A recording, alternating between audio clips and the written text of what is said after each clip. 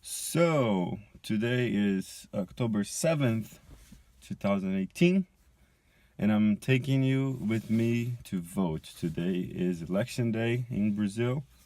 We're going to choose the president, state and federal Congress, and governor. So, it's been a very tough, a very weird election. There were some decent, I'm not gonna say good, but there were some decent candidates, but they were not even recognized by the majority of the people. And that is a problem, because you have to choose between the left and the right, the two extremes. And that divided the country, and that created like a segregation, a division, a separation, even like a big argument, a big fight among the people. And I have to say that this fight was useless, didn't help the country. It was really tough deciding for whom to vote, but I did, and now I'm gonna take you with me to vote.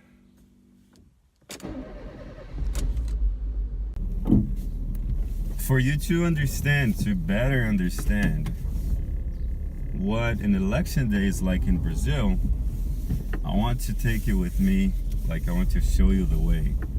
First of all, you have to know that Brazil is an developed country, so that means, I hate this, okay. That means that this country is poor for most people. Now, let me fix that. I don't like that. I hate that. Okay. There you go. Much better. Ooh.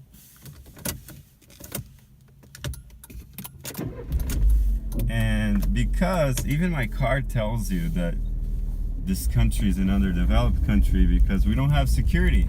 And because we don't have security, I have to put some extra security devices in my car. For example, if you turn my car on and you don't do a specific procedure, like specific commands, like they're hidden, of course, my car will turn off, will shut down, and you will not be able to turn it on again. This is to avoid theft. I wouldn't like to need that. I hate that I need that, because someone might just come and steal my car. Of course, someone might come and steal your car in the USA as well, or in Norway, or in whatever, but it's different, you know? It's kind of different. Another thing here is that you can buy a nice car, a decent car, with a few minimum wages. Like if your minimum wage is like $1,000, sorry, around $1,000, and your car, or your decent car, is like $10,000 or $12,000. That's 12 times your salary, your minimum wage salary. But if you live in Brazil, like a regular car, like a popular car, is like 47, 45, 30 minimum wage salary. So what you say about it? So I had a little break because my grandmother called me to have breakfast with her, so I should bring some breads and some stuff to put in the bread, like cheese and things. And that's another good thing of living here. I still don't like that. Okay. Oh, okay. Thank you. Oh yeah. Okay. That's another good thing about living in Brazil, or at least in the countryside of Brazil, is that your family is all together. I know I will not live here forever. I know I'll move out somewhere to a bigger city or a different country, but this is really nice. I mean, you're really close to your family. You can see your nephews being born. You can see your grandparents die. Not that it's good, but at least you're here. So I like that, you know. There's nothing to do here. There's no development, but at least you're close to your family. You can work, you can do your thing. I love my job here. But anyways, let's go back to the election day. All the ballots are officially open here in Brazil. As you can see, the streets are empty because people were probably celebrating or doing nasty things yesterday night. But these streets will be crowded with people soon, you know, really, really soon. And it's funny because in my perception, maybe I'm wrong, I'm not sure, but in my perception, people go out and want to be represented once every 4 years, but that's it. Like tomorrow, we'll probably know, or maybe not, but we'll probably know who the new president is. No one cares about laws, no one cares about the Senate. Like, few people know what the senator does here in Brazil. I'm not saying that it's different in different countries, but at least I see that people in different countries, even in South America, they go after their rights, you know. They don't just complain and fight like a football match on election day and then forget everything. They follow up on things, they follow up on projects. But I see that this is changing, and this is, you know, this is comforting to see that these things are changing. People are kind of awake, getting more involved. You know, I'm not gonna say like they're starting to awake, because this is not true, but they're kind of getting more involved with politics. They're getting to know more things because of the internet and everything, and this is fun. Pay attention. I'm not sure if you can see it, but the streets are all dirty and filled with paper. Like probably no, certainly politicians, you know, advertisements and propaganda and stuff like that. This is getting worse, okay? Just wait for it. I'm gonna film later on when people are, oh, let me take a turn here. My grandmother lives there, and I'm gonna take a turn because this is one of the biggest schools for people to vote. Yeah, I'm not sure how it works in different countries, but here people vote in schools. Look, they're about to open the ballot, this school, for voting, and the lines are already huge. This is so interesting. Look. Yeah. You may think, oh my God, people want to get involved, people want to vote. No. They're doing this because they must do it, otherwise they lose some of their rights. And they also want to do it in the morning because it's easier, supposedly faster. I want to do it in the morning too, but I have to wait because I'm taking breakfast to my grandmother. But it's not involvement. It's just like they want to get it over with and get on with their lives. You know, that's it. If you ask anyone there, why do you come in the morning before the school is open? Most of them will say, yeah, so that I can have my Sunday free, because we vote on a Sunday here. I'll get my Sunday free, and then I can do my things throughout the day. And it's actually understandable, because if you think you're gonna vote after lunchtime or like close to lunchtime, oh my God, you will not vote. You will take a long time. No, you will vote, but you're not vote as fast as you would vote if you did it in the morning, you know. So yeah. What else? Brazil. I live in a nice city. It's a very small and young city, but it's nice to live here because it's like the technology center in my state, kind of saying. It's like the Silicon Valley, if I could say that, if I would be bold enough to say that, but it would be kind of like the Silicon Valley, like a lot of technology companies, because we're close to a big airport. Well, the city itself doesn't have much to offer, you know. As you can see, the small city with terrible roads, terrible streets, but my family decided to come here, so here I am.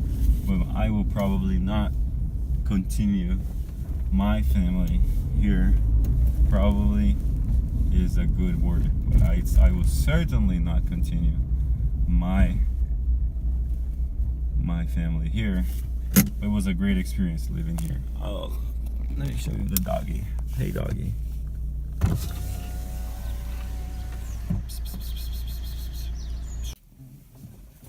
Okay. Breakfast was eaten. Now it's time to vote.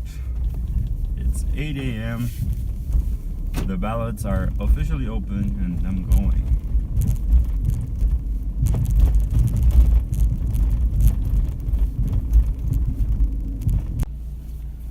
So, I have just voted. It was really fast because everyone was probably sleeping. The school was open and it was good. It was good. But what does it feel like? What does it feel like to vote for the new president, to vote for the new governor, to vote for senators, for the Congress? Well, for me, it doesn't feel like much change. No matter who gets there, I don't feel like it's going to change. Why? Because people are not aware. People don't know their rights, their duties, you know, and that is sad, but it's the truth. I mean, you see that everyone is getting out on the streets now. Can you see that? Let me see.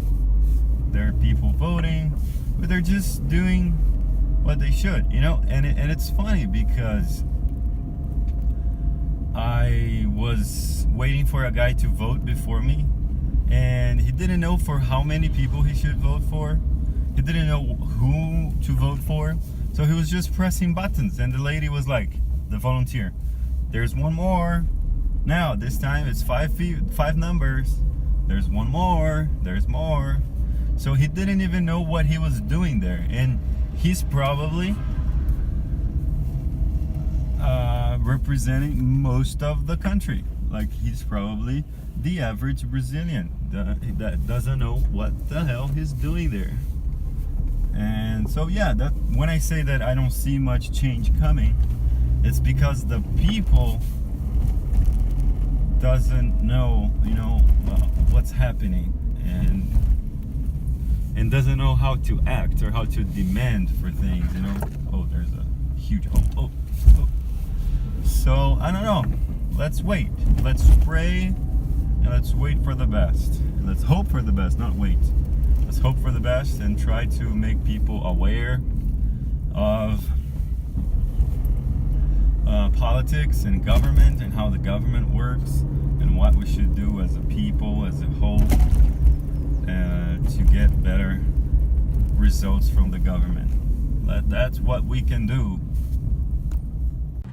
Now I'm with my grandmother, because apparently she told me that she wasn't obliged to vote, but she is, because she's not 70 yet. She's 69. So I took her along with my aunt, and I realized something. It's so easy to force your ideals on someone.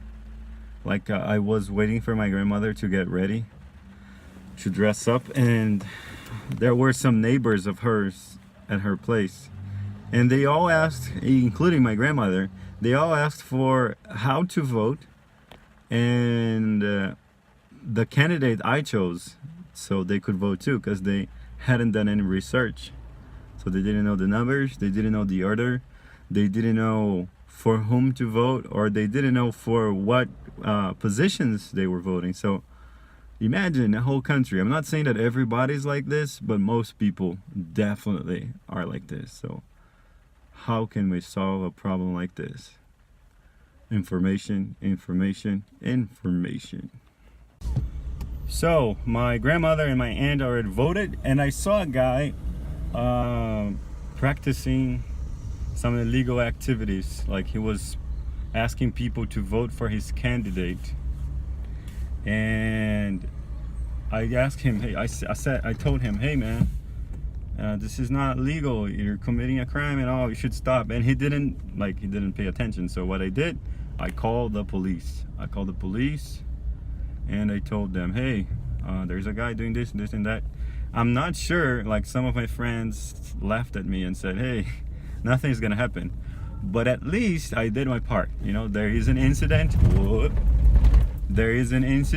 with the police saying that a guy was committing electoral crimes. So if they're gonna follow up on that or not, it's not up to me. I did my part.